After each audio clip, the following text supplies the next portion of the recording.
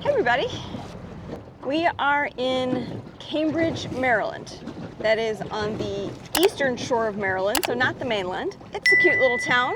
Why are we here? We're here licking our wounds. For 2 years, we rebuilt almost every part of this boat. Now it's time to find out if it was worth it. Welcome aboard Rome. This shakedown thing has, well, you know, shaking down. You're finding the stuff that isn't working. You're breaking stuff that you didn't expect to break. But yeah, we're here licking wounds and getting ourselves back together so we can continue moving. We were probably naively, well, I was naively hopeful that more things were going to work as intended, or that things that worked when we took them out of the boat would work again once we put them back in. I think another way you could say that is fewer things wouldn't have failed. Yes. Because a lot of things are working. Yes. But a lot more things than we expected are not working the way we intended or expected, or have failed outright. Some of them are definitely more consequential than others. A few things are, they're nothing burgers. It's a matter of waiting for parts replacements, not too expensive, or warranty claims, blah, blah, blah. But yeah, some are a little bit more complicated than that.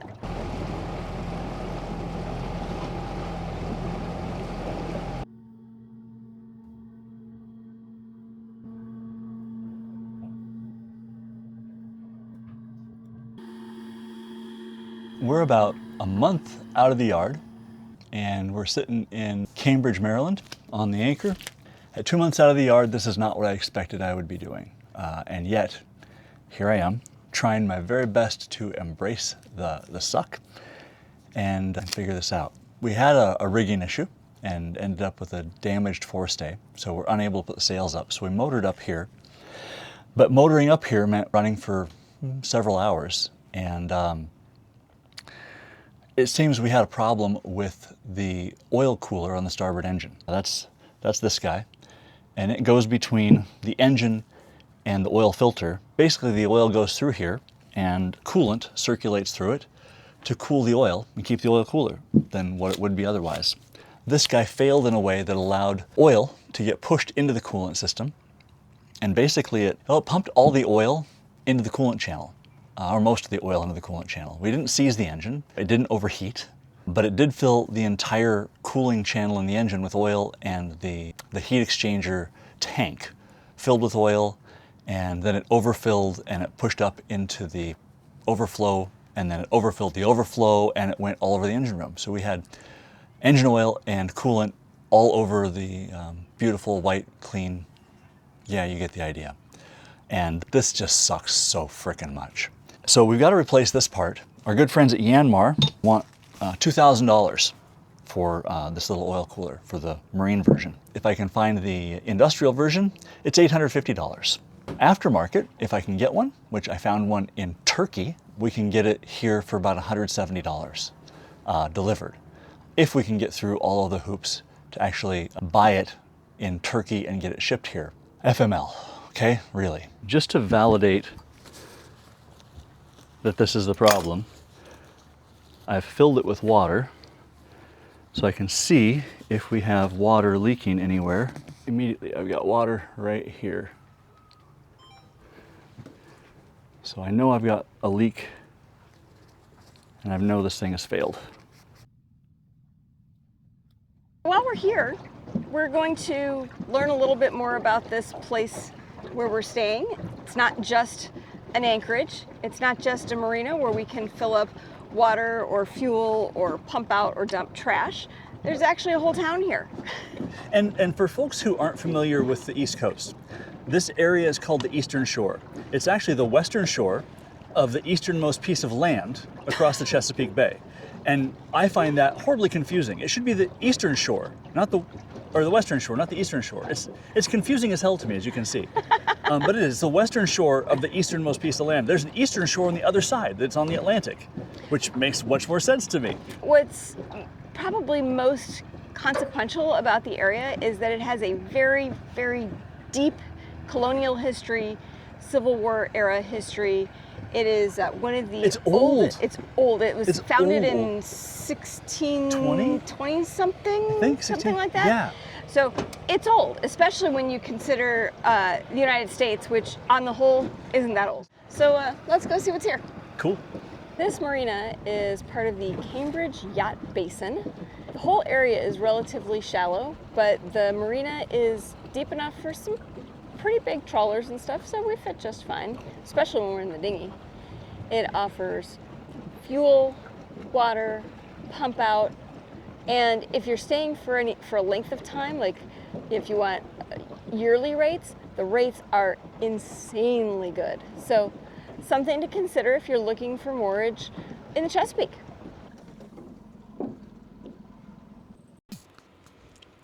Our friends keep their boat here in the marina and are Kind enough to let us tie up to their boat whenever we have to come over to the marina. We are grateful. Thanks, guys. Nice. So the waterfront in Cambridge has really been the heart of this town for the past 300 years. And in American time, that's like forever. And this park behind me is Long Wharf Park, and it was not a park 300 years ago. Imagine, just visualize this around me. This was a site where commerce was happening. Tobacco shipments were coming through, produce was coming through, everything that moved on the Chesapeake, including slaves, were coming through here.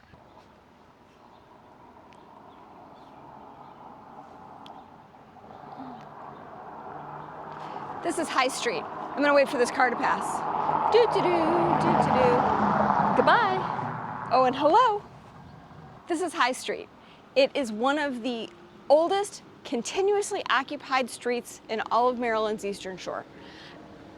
When I say all of Maryland's Eastern Shore, I'm not exactly sure how big a geographic area that is or how many towns were in existence when this street was built, but it's still been maintained in its historic condition with the brick streets, old Victorian architecture, old colonial architecture. It's pretty cool. These are actually still residences.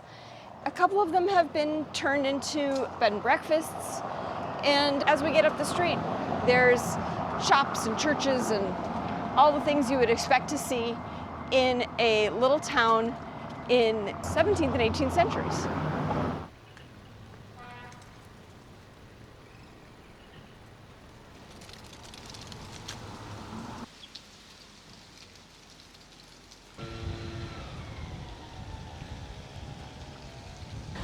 I'm standing in front of the Dorchester County Courthouse, and if you look at that building and say it doesn't look very colonial to me, you're not wrong. This building was built in the 1860-somethings and heavily renovated again in the 1930s because the original one burned down. This site is absolutely notorious because it was where they held the slave auctions. And it's also the site of where Harriet Tubman made her big escape. This statue is so cool. It's called the Beacon of Hope, and it represents the niece that she rescued and all of the infamy that went along with her later life and the Underground Railroad and all that. If you happen to be a history buff, Cambridge is for you. The story of Harriet Tubman is unbelievably cool, and now that I've been turned onto it because I've never really been much of a history buff, I need to do some reading. This is Christ Church Episcopal. So since the late 1600s, this congregation has been active. This building has survived. And this rose window is absolutely extraordinary. I can't imagine what it would look like inside from the sun coming through on a morning, but it must be gorgeous. So next to the city wall, dock, pier, Yeah. place.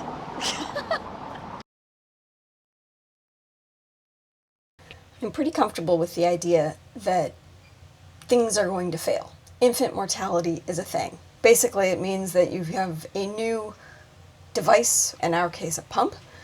It is brand new, it's never been used, and Bilge Pump failed on the very first try. So disappointing. This is it. This is our failed pump. It is a whale gulper IC, which basically means it has a sensor, a little pickup part that's separated. It's connected by wires to the pump, and when it senses water, it comes on.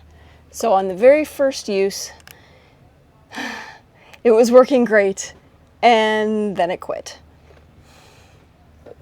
We have the same pump that we're using for all of our showers, the 3 showers and the wet room, and we had one that hadn't even been connected to anything. So we just subbed it out because a bilge pump is far more important than an unused shower pump. Wouldn't you agree? Whale is terrific. They're responsive. We told them what was going on and they said, great, warranty, we'll send you a new one. No problem. Despite the fact that we bought these pumps well over a year ago, which is kind of the standard warranty period, we explained that we had been in refit. We just installed it. We just started using it on the very first use. It shit the bed. Now at this point, we're just waiting on the replacement part. Unfortunately, we're in transit. We never know exactly where is going to be the right place to send the pump to.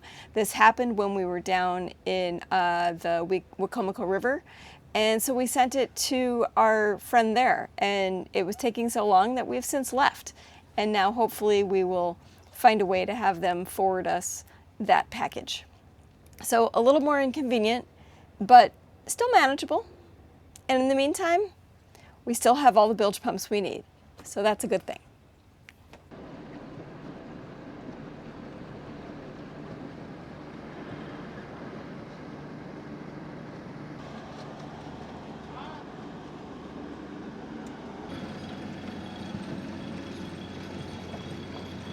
Really want to tell you about this boat behind me, I don't know, about there. Did you know that there used to be a presidential yacht?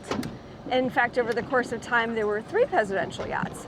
But this one on stands over here is the final one, and it was decommissioned in 1977 by Jimmy Carter.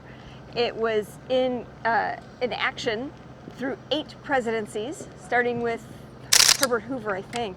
But it is an entirely wooden boat because, well, that's what boats were made of when they were built in that era. When was it built, sweetie? 1925. 1925. It's out of the water here because here in Cambridge is where they have the best craftsmen to rebuild and restore a wooden yacht like that. Unfortunately, there are not enough of these wood boat craftsmen.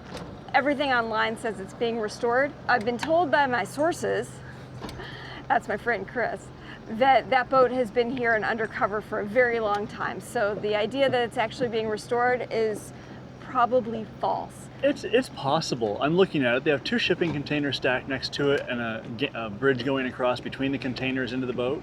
So maybe it might be a lot of work on the inside of the boat that isn't visible. And we know from our own experience that you might work for 2 years and the outside doesn't look like anything's happened.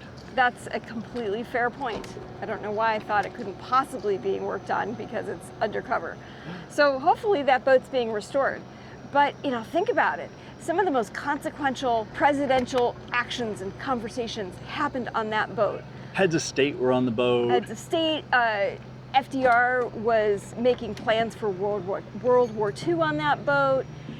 They had conversations in that boat regarding Nixon and Watergate. The boat's name is Sequoia. Right. 109 feet, drafts 4 feet. What's the beam? 16 feet? 18 feet. 18-foot beam, but the weirdest part to me is it only has like a 4.5-foot draft. Yeah. So it's a super shallow draft boat. So, but very cool. I think the whole concept of a presidential yacht certainly didn't age very well and wouldn't go over now.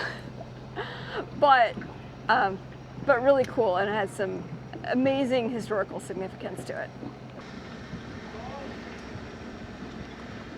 So this is kind of the inside area of the harbor, and there's a lot going on the waterfront, and there's still a ton of watermen doing work on the river, and there's a lot of seafood being harvested. This is some of the fishing fleet that's in and either dropping their catch, done for the day. Hard to say. It's 3 o'clock in the afternoon, and these guys started at about 3 o'clock in the morning. So ask me how we know. Ask how we know that.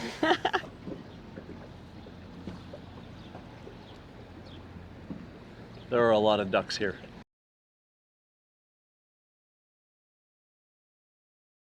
Hello, duckies. How about you guys?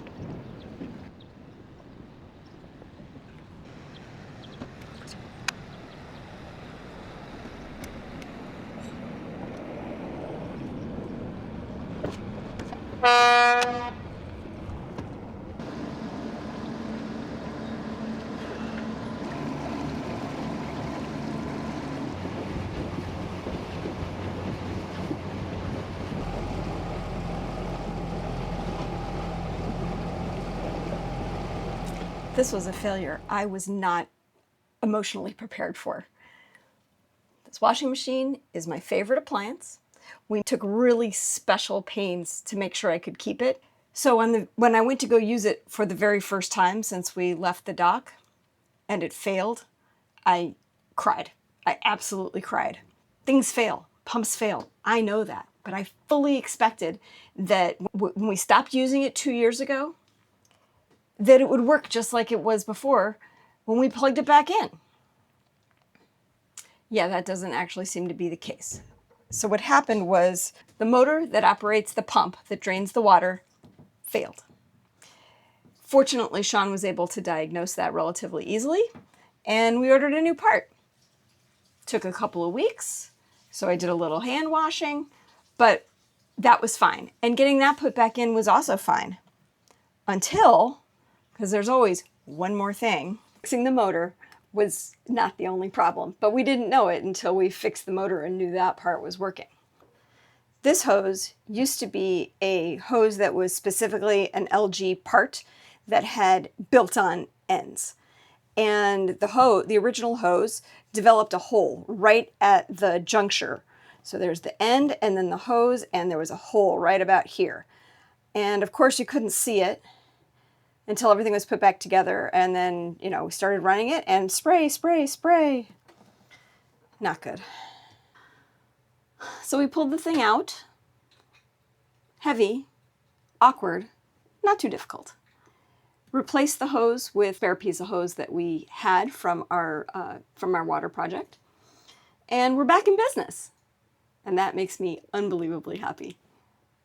I think it can be my favorite appliance again.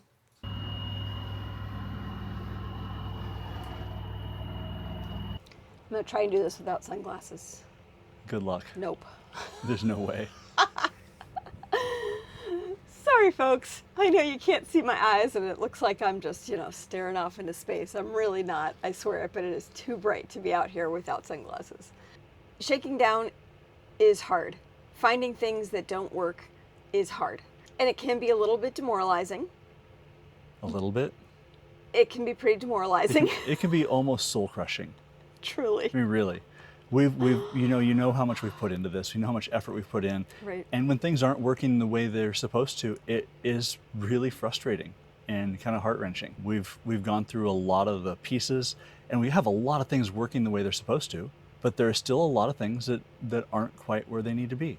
We have projects that we haven't even started, and we have the materials for, or at least most of the materials for, the big stuff, and we haven't even begun to get those started. Things like installing the water maker, things like installing the autopilot, and the air conditioners, of which there are 6.